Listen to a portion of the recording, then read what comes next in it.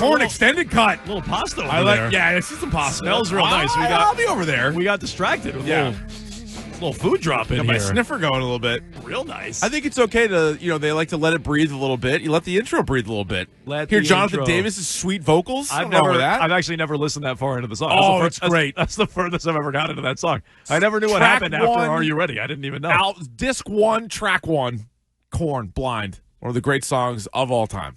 Well, it sounded good the more It I gets heard you of ready, it. yeah. Maybe I'll listen to the full thing later. You should. I never have. I highly recommend it. It's on his think about listening to list. Yeah, put it on there. Add it to that list. I got that list going too. I didn't know we even had the ability to do that because we always jump in early. So I didn't even know it. I thought it was just going to cut off. I was worried about that. Yeah, no, it keeps going. We had like It's 15 I was going worried good. it might get trimmed down. That is true. Looks like we have somebody coming back in for the morning. I want to check Rich's vast knowledge of 90s, early 2000s. Hit me. Well, stay Rock. tuned. Stay tuned for March Madness. Yeah, what do you Because got? you brought up Jonathan Davis. Yeah. He is a renowned collector of what type of memorabilia? Pornography.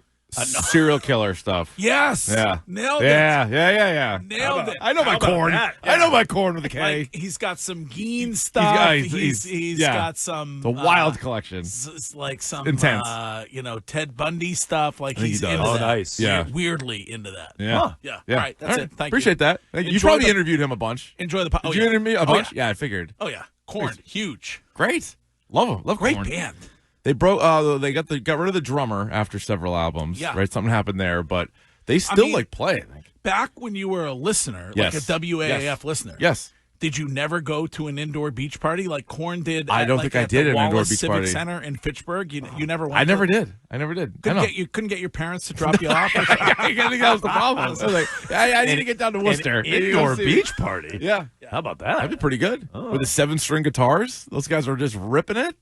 I love it. Pretty nice. It's a good way to start the program, though. It is. Korn. I feel good And a here Korn discussion. on a Thursday on Jones and Keefe. You heard a little ripping there. Milton Williams, bulletin board material for Jarrett Stidham, no?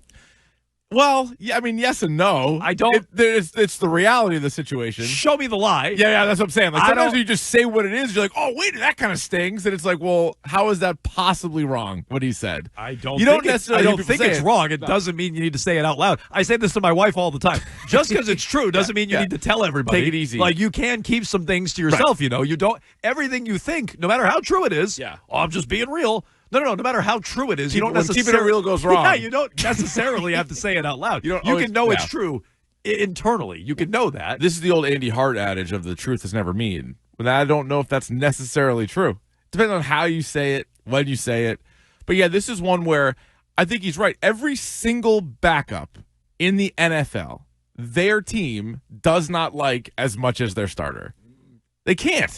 Houston may be feeling differently after last week. Well, I guess you could get into situations like Cleveland and things like that, and you're like, well, whose decision is it? Yeah, blah, blah, blah. But largely, yeah, I think that's a right, truthful right. statement, though. Yeah. Normally, now, yeah, you're right. There are some organizations that are so poorly run that the owner might want one quarterback, the coach might want one, the team might want another. But I would say fairly confidently that everybody in Denver wanted Bo Nix over Jarrett Stidham. In this case, so, no, to which no end, question. friend of the show, Milton Williams, is telling no lie. Look, part of what we love about Big Milt is he is a truth teller. Yes. And when he was asked earlier this year, if you want to turn the spotlight back on the Patriots, when he was asked earlier this year, hey, did you guys ever think you'd be 14 wins and the 2 seed in the AFC? No. He's like, no, definitely not. That's great. So, I mean, he is truthful about it. That one doesn't hurt anybody, though, right? I mean, that No. one is just like, hey, No. we exceeded expectations. I'm not going to lie to you guys. Yeah. This one, like, just be ready for the blowback if Jarrett Stidham does something I personally don't think he's capable of. I don't either. But if Stidham has a big game or the Broncos win, just get ready to have that one tossed right back in your face. Like, no, I'm not going to lie. I didn't know much about him, and they don't like him as much as Bo Nix.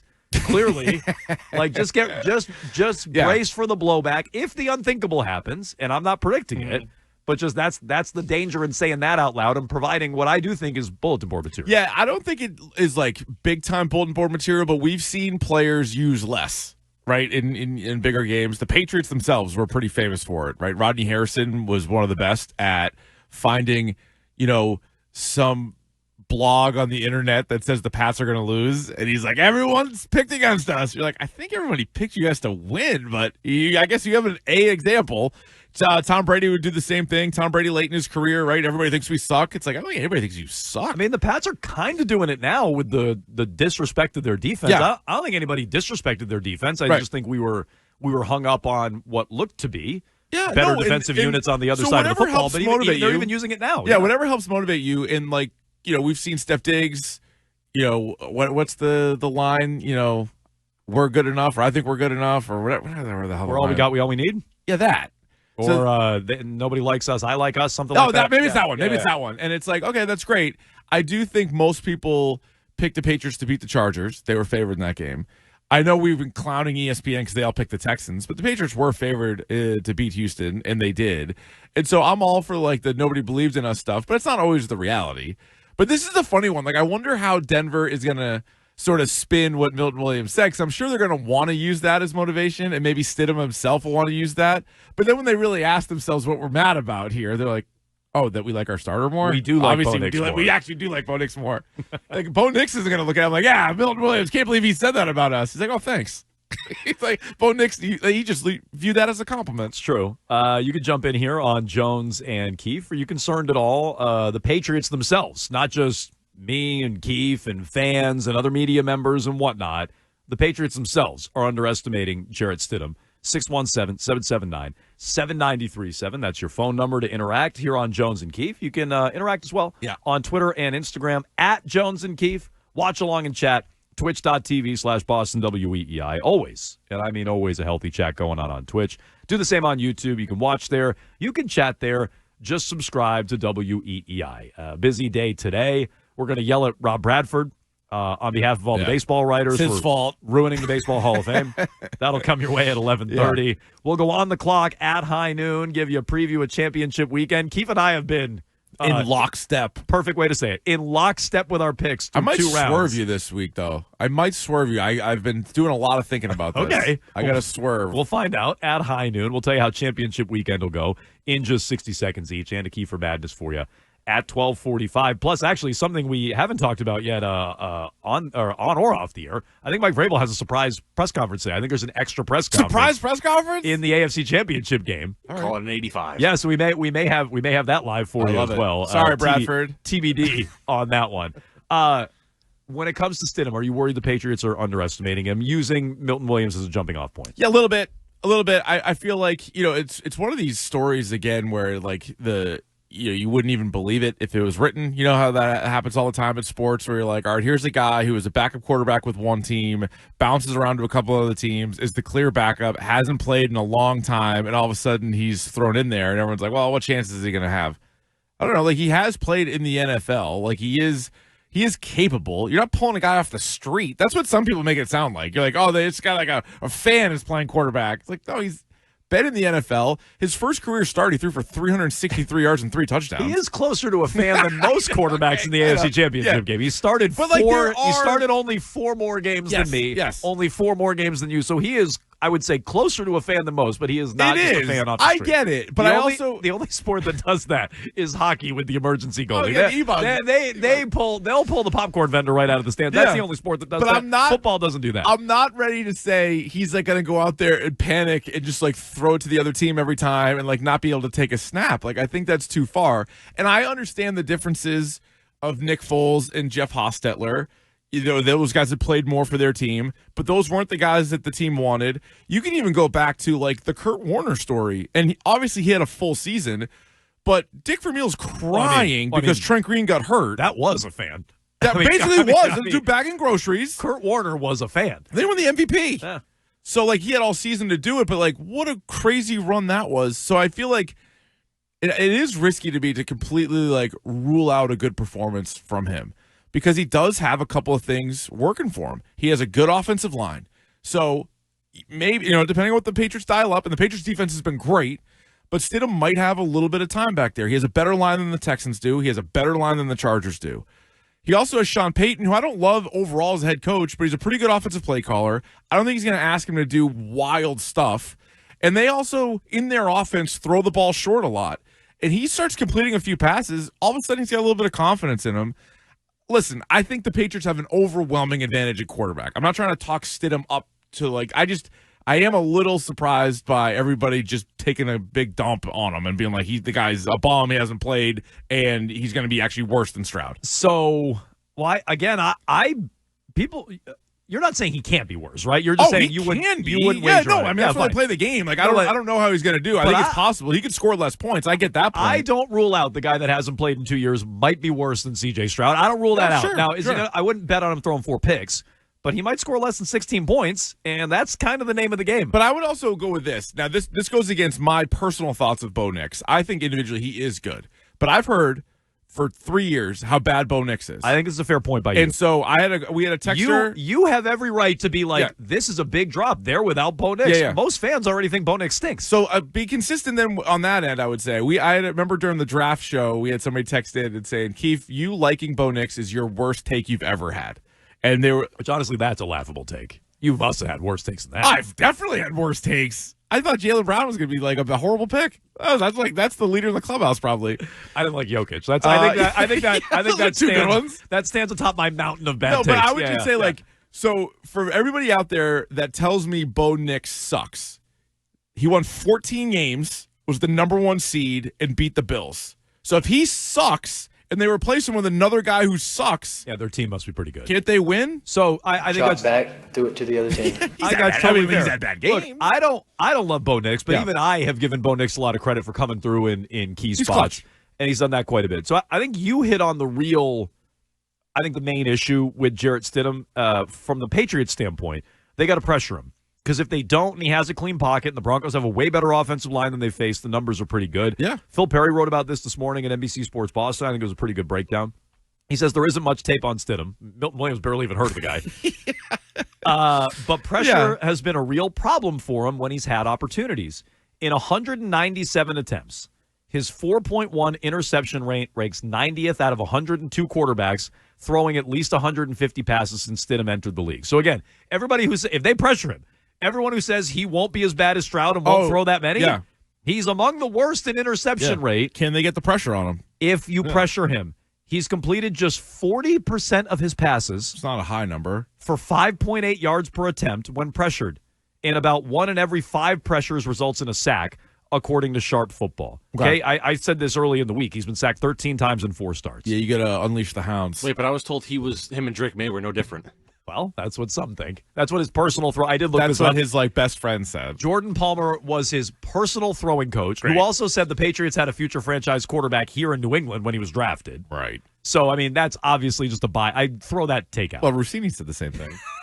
She's a fan. Yeah, I don't know how biased she is. I don't know. Who knows? I don't know all the relationships. I know Jordan Palmer's Correct. relationship. New England Patriots love Jarrett Stidham. When kept clean. Yeah, clean Stiddy. Stidham, a clean Stiddy has completed. Don't look that up on Urban Dictionary. A clean Stiddy. No, you know why? No. Ironically enough, not very filthy. Not on a work. Not on a work computer. Yeah. That's a good fantasy team name. Clean Stiddy. Yeah, a clean Stiddy.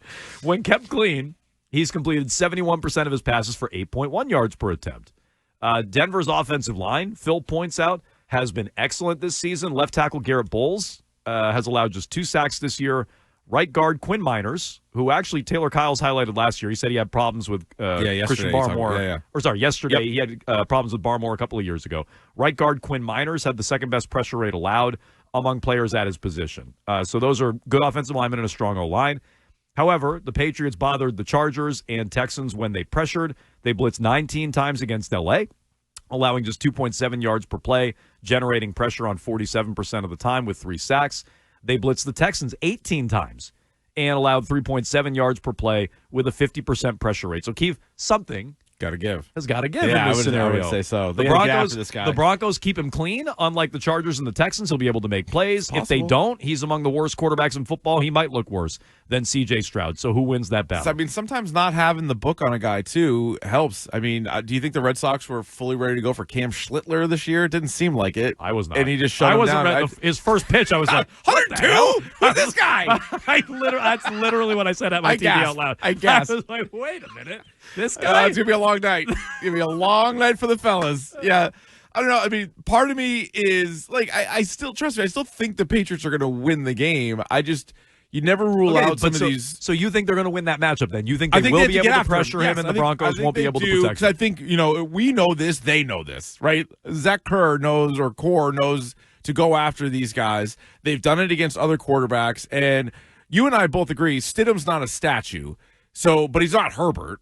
He's closer to Stroud, right, as far as like running ability. Maybe a little bit better than Stroud. I'd say he's in between those two, but he's closer to Stroud than Herbert's very mobile. Yeah, so less than that. But I mean, they gotta send a lot of pressure, and I think it'll be interesting to see early on how much of it do they just let the guys up front try to generate the pressure, because it was funny. Was it the Chargers game or maybe it was the Chargers game where at first you're like, oh, they're not really getting to the quarterback as much as I thought. And then all of a sudden it was like the floodgates opened and you're like, oh, they're on him now. So maybe it'll be something like that. And, and just try to confuse a guy that doesn't have a lot of snaps. The quarterback in this ball game here, stick him. I'm happy you all time. That. Yeah. Thank you, so you know what? That's a recent one. I didn't even request that. That's from last night, I think, or the other day. Stick him. One more time, Mad Dog. Who are they playing this weekend? The quarterback in this ball game here, stick him. I think he goes stick him, then corrects himself back to stick him. No, not stick him. I meant stick him. I said stick him. I shouldn't have said that. It was stick him. If you hear the full clip, it's like 30 seconds. We have confidence in Peyton getting the most out of the quarterback in this ball game here. Stick him. Stick him. That one's better. That's way better because you can hear it. He's the best. You can hear in his voice just the nervousness and like the scrambling of like, crap. What's his name again? Listen, I'm bad with names. Trust me. But out of the quarterback in this. Who is it? Line. That was actually Milton Williams talking about Jarrett Stidham before the game. Oh, you're talking about Stickum? Yeah, Stickum. What chance does he have? But I don't know. There's just like a little Stickum. A little part of me where it's like the kind of crazy, made for a movie type of scenario, and then so he plays really well in this game. Some team spends $1 zillion on him. He goes and it's horrible and like sucks for that team. But he has one game, he has one opportunity to like show the world that he's good, and he has a good game. Yeah, we've seen bad quarterbacks have good games. Yeah, they don't make movies about oftentimes about mundane things that typically happen and we all expect to happen. Right. So I mean, I look. It'd be a movie for a reason. Yeah, I won the lottery. That level of movie is what it would be, because I don't think it's going to happen. But that's what it's going to come down to. Can they pressure him? Can the Denver Broncos offensive line, which has been good this year, very good, and the best one they face, can they protect him? Because if they can't, he's screwed. And I'm talking, of course, about Jarrett Stidham. 617-779-7937. We got all your feedback here on Jones and Keefe. As I said, we'll go on the clock. High noon, we'll break down this championship weekend, Pats and Broncos, along with the Rams and Seahawks. Kiefer Madness for you, 12:45 and 11:30. We yell at Rob Bradford for the BBWAA ruining the Hall of Fame. And on top of that, he was at Ranger Suarez, or I'm told it's... No, it's not Ranger. What is it?